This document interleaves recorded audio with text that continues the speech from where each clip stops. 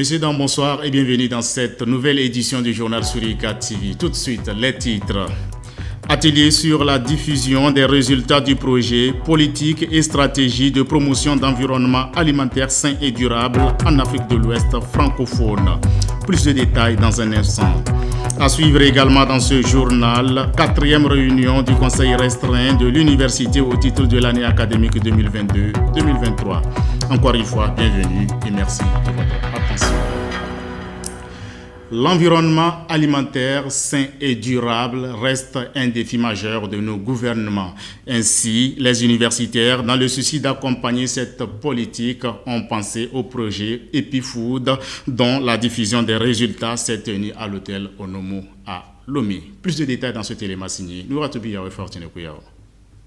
Le projet sur la politique et stratégie de promotion d'environnement alimentaire sain et durable en Afrique de l'Ouest francophone, projet piloté par la Faculté des sciences et techniques de l'Université de Kara à travers son laboratoire de biochimie et nutrition Laban, en partenariat avec le laboratoire de recherche en nutrition et alimentation humaine de l'Université Cheikh Anta Diop du Sénégal, est à sa phase finale. Ainsi, les experts nationaux et internationaux en nutrition, en santé publique et les universitaires se sont réunis hier jeudi 27 juillet à l'hôtel Onomo pour un atelier portant sur la diffusion des résultats de l'évaluation des politiques publiques et actions gouvernementales visant la création d'un environnement alimentaire sain et durable au Togo. C'est le professeur Iou Majesté Wateba, ministre de l'Enseignement supérieur et de la Recherche, qui a ouvert les travaux de cette rencontre. Je pense donc que cette initiative est à louer, est à encourager et faire en sorte que vous puissiez multiplier ces actions et surtout rendre disponibles les résultats de ces travaux pour que les politiques publiques puissent s'en servir pour améliorer la gouvernance alimentaire dans nos pays. Et ce fut un processus qui a permis en tout cas de mobiliser les acteurs, tous les acteurs, que ce soit du gouvernement et des organisations des Nations Unies, des ONG, la société civile, les consommateurs. Donc, dans une approche participative, on a pu passer en revue le niveau de mise en œuvre des politiques publiques et des actions gouvernementales en matière d'environnement alimentaire sain et durable. Et donc, les premiers ateliers ont permis vraiment d'évaluer ces politiques-là, mais aussi d'identifier des actions sur la base des lacunes qui ont été en tout cas observées lors de l'évaluation. En effet, l'exécution du projet a connu 3 étapes. La collecte des données sur les actions gouvernementales togolaises par rapport aux environnements alimentaires, l'évaluation de ces données et aujourd'hui la phase finale qui consiste à la diffusion des résultats issus de cette évaluation. Les participants venus d'ici et d'ailleurs ont suivi avec intérêt les différents résultats de ce projet. Nous avons pu, avec l'appui de la task force multisectorielle qui s'occupe de la nutrition au Togo, avec l'appui des universitaires, avec l'appui de nos partenaires du système des Nations Unies, nous avons pu donc ensemble étudier tous ces textes et ressortir toutes les actions et les politiques qui sont mises en place par le gouvernement pour mettre à la disposition de nos populations une alimentation saine. Nous pouvons que exprimer notre satisfaction eu égard aux différentes étapes des travaux qui ont été faits. Nous avons participé à plusieurs ateliers, on a pris part aux enquêtes, aux sondages et aujourd'hui on a les résultats. Et je pense que c'est une très bonne chose et que les résultats seront divulgués et nous aurons à prendre en acte et en tenir compte dans nos activités de tous les jours. Notons que l'exécution de ce projet, démarré en février 2020, a été possible grâce à l'appui technique et financier du Centre de recherche pour le développement international CRDI du Canada.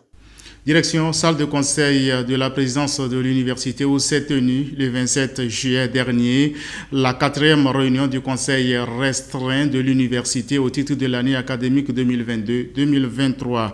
Elle s'est déroulée sous la direction du professeur Komla Sanda, président de l'institution. Après la lecture des 5 points inscrits à l'ordre du jour par le secrétaire général, M. Egbao Assoté, le conseil s'est poursuivi avec le premier point relatif à la lecture et à l'adoption du procès verbal de la réunion du conseil restreint du 25 mai 2023. Le second point de l'ordre a porté sur le bilan des activités pédagogiques du semestre mousson. Il faut retenir que dans les parcours licence, master professionnel et de recherche, mis à part quelques rares cours de mission en attente, tous les enseignements et évaluations sont effectués et les notes sont déjà mises en ligne. Le Conseil s'est par ricochet félicité de la soutenance de thèse des premiers docteurs formés à la Faculté des sciences de la santé de l'Université de Kara. Bref, les activités pédagogiques de l'année académique 2022-2023 se sont déroulées comme sur des roulettes. Les points 3 et 4 ont concerné l'adoption de la charte d'éthique et de déontologie, puis l'adoption de l'organigramme de l'Université de Kara.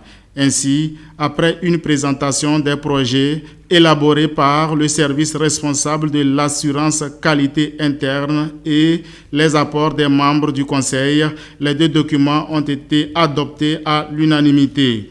Dans les divers, à titre informationnel, il a été porté à l'intention du Conseil la création à l'Université de Kara de la chaire UNESCO TIC et développement de l'enseignement supérieur en Afrique de l'Ouest. Cette création, l'Université de Kara l'a méritée grâce à ses performances et à son ancrage dans le numérique. Aussi, il a été porté à la connaissance du Conseil que, durant la période des vacances qui démarre le 31 juillet au soir, le caissier assurera ses permanences uniquement les vendredis. Le Conseil a, pour finir, observé une minute de silence en mémoire du feu Mathias Memogui, étudiant en première année de thèse de doctorat en sciences du langage, tragiquement décédé le 23 juillet dernier. Que le Seigneur Tout-Puissant l'accueille dans son royaume. La faculté des lettres et sciences humaines était également en conseil de fin d'année. Bilan, apport et perspectives pour entamer avec sérénité l'année académique prochaine ont marqué cette séance. Rachida Touyaya, Fortuné Kouyao, reportage. C'est après une minute de silence à l'attention des enseignants et étudiants disparus qu'a démarré le dernier conseil de la faculté des lettres et sciences humaines, Flèche, le 25 juillet dernier dans la salle KAA 200. Il s'agit du conseil de fin d'année qui rentre dans la droite ligne des activités de chaque faculté en tant qu'institution. On a un programme à exécuter et à un moment donné de l'évolution, on a le devoir de réunir les acteurs pour faire le point en termes de ce qui a pu être fait, ce qui reste à faire, tirer les leçons et se projeter dans l'avenir. Après avoir dressé le bilan académique, c'est-à-dire le bilan pédagogique et scientifique, il ressort que lors de l'année académique 2022-2023, nous avions eu à rencontrer certaines difficultés. Échanges, discussions, approches de solutions pour pallier aux diverses difficultés rencontrées au cours de l'année académique 2022-2023. Telle a été entre autres l'ambiance qui prévalait cette journée. Je crois que avec ces genres de réunions, et ça nous permet vraiment de voir clair les activités qui se sont déroulées et les activités à venir. Mes attentes de ce conseil, c'est juste que nous puissions essayer de ressortir les besoins que nous, en tant que responsables des étudiants, nous rencontrons. Donc nous allons essayer de ressortir ces difficultés rencontrées devant nos enseignants. Avec ce conseil, l'année prend ainsi fin à la faculté des lettres et sciences humaines avec l'espoir de voir une heureuse reprise l'année académique prochaine. Le projet Gestion durable des terres en Afrique subsaharienne a été officiellement lancé à l'Université de Kara. Il est financé par le ministère fédéral allemand de l'Éducation et de la Recherche. Claudette Talo, Modeste Dawat. s'est tenu le 26 juillet 2023 dans la salle KAA 200 de l'Université de Kara au campus sud, le lancement officiel du projet Minodou. C'était en présence de plusieurs autorités universitaires, directeurs d'organismes publics et des étudiants. Le projet Minodou vise à créer des réseaux de communication locaux et évolutifs pour une gestion durable des terres dans les communautés rurales. Le lancement de ce projet a été effectué par le représentant du président de l'Université de Kara. Ce projet s'inscrit pleinement dans le plan stratégique de l'université, comme nous l'avons si bien dit, principalement en son axe 3 qui prône le développement de la recherche. Il est en lien direct avec le programme Variwa et donc le projet Cavris, dont le centre a été créé très récemment et opérationnalisé à l'université de Kara. En effet, il a été remarqué que le changement climatique est une problématique qui touche énormément les producteurs dans le milieu agricole. Et donc justement sur cette question, il y a eu plusieurs recherches qui ont été faites, des recherches académiques disponibles dans des centres de ressources. Et donc malheureusement, les producteurs n'ont pas accès justement à ces recherches-là. Notons que le projet Minodou est un projet commun d'un institut de recherche allemand DFKI GmbH, de l'Université de Kara et d'experts togolais dans les domaines du développement des logiciels et de l'entrepreneuriat. Ce projet vient prôner la réduction d'un écart existant entre les résultats scientifiques disponibles et les solutions concrètes adoptées au niveau communautaire. Essentiellement, ce projet vise à partir de la recherche, à aboutir à l'innovation et à impacter les collectivités. Donc ça rentre globalement dans le schéma de la recherche-action pour le bien-être des collectivités. 2 journées dédiées à des stations d'ateliers pratiques ont meublé l'agenda de cette initiative avec les étudiants de l'Institut supérieur des métiers de l'agriculture et le laboratoire LASEC. La durée d'exécution de ce projet est de 4 ans avec un planning adapté en fonction de la mise en œuvre. Autre chose, dans le but d'amener les étudiants à s'approprier certaines techniques d'élaboration et de conception pouvant les aider dans le processus de leurs études, le laboratoire de recherche et d'études en linguistique, psychologie et société a organisé un atelier à leur endroit. Bertine Yolessé, Linda Lopacha, reportage. Le laboratoire de recherche et d'études en linguistique, psychologie et société, la RELIPS, a organisé un atelier de formation du 26 au 27 juillet au campus sud. D'abord, faire un mémoire de master ou une thèse, c'est une recherche. Après avoir fait une recherche, il faut présenter les résultats. Et pour présenter les résultats, il faut avoir une approche qui consiste à présenter un PowerPoint par exemple, ou un poster. Donc c'est pour cela que nous avons jugé utile de donner aux étudiants, aux masterants et aux doctorants les outils nécessaires pour pouvoir bien communiquer leurs résultats. Par rapport à la formation elle-même, j'ai trouvé l'ambiance, elle était bonne, on a partagé assez d'expériences. Les participants aussi ils ont acquis des fondamentaux sur cette formation. Cette formation s'est déroulée en présence du professeur Tchapali, directeur du dit laboratoire. Les étudiants de master et de doctorat ont été outillés sur la conception de PowerPoint, flyers et posters. Ainsi, à travers des questions, les participants ont montré leur intérêt pour cet atelier de formation. La formation, c'est une très bonne initiative et moi personnellement, j'ai vraiment aimé l'initiative. Pourquoi? Parce que ça va nous aider pour la préparation de par exemple, nos points de mémoire jusqu'à même à la soutenance.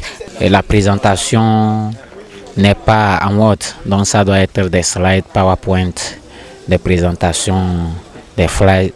Donc je vois que c'est une opportunité, je peux le dire, que nous devons saisir afin de présenter nos projets de mémoire, nos présentations de master, soit de thèse. Notons que le laboratoire de recherche et d'études en linguistique, psychologie et société a été créé en 2018. Pour finir, inscrits au cours de l'année académique 2019-2020, les étudiants de la licence professionnelle langue étrangère appliquée ont procédé à la soutenance de leur rapport de stage. Ukoba, Linda Lopacha, reportage. Les étudiants de la deuxième promotion en licence professionnelle langue étrangère appliquée ont du 24 au 28 juillet 2023 soutenu leur rapport de stage. Ils étaient au total 21 étudiants. J'ai travaillé sur le développement de la visite virtuelle, une solution pour la résilience du tourisme au Togo. J'ai choisi ce sujet à cause de la crise sanitaire Covid-19 qui avait bouleversé entre-temps le tourisme au Togo. Et aussi, il y a beaucoup d'obstacles qui freinent le développement du tourisme au Togo, à savoir le manque de protection des aires protégées et aussi le manque de connaissance des sites touristiques par certaines personnes. Mon document a porté sur l'interprétation de conférences sans documentation et son incidence sur la qualité de la prestation de l'interprète. En fait, le choix de ce thème est issu du constat fait lors de mon stage où certains interprètes se retrouvent lors des séances sans une préparation préalable qui doit être fait avant la séance dû au manque de la documentation qu'ils n'ont pas reçue. Ces soutenances interviennent après 3 ans de formation théorique appuyée par des stages effectués dans les secteurs administratifs en phase avec leur formation. J'ai été vraiment impressionné par la qualité du travail des uns et des autres. Il y a eu des candidats qui ont eu l'unanimité au niveau du jury et on ne peut qu'être fier du travail que nous avons abattu pendant les 3 ans. Je ne peux que leur souhaiter bonne chance. Après cette phase, ces étudiants sont aguerris et prêts à exercer leur métier. Notons par ailleurs qu'ils ont été formés en tourisme et communication interculturelle, puis en traduction et interprétariat. Fin de cette édition, je vous en rappelle les grandes lignes. Atelier sur la diffusion des résultats du projet politique et stratégie de promotion d'environnement alimentaire sain et durable en Afrique de l'Ouest francophone. Il a été également question dans ce journal de la 4e réunion du Conseil restreint de l'université au titre de l'année académique 2022-2023. Voilà qui met un terme à ce rendez-vous informationnel de la semaine. Merci de l'avoir suivi. Excellent week-end à toutes et à tous. Bonsoir.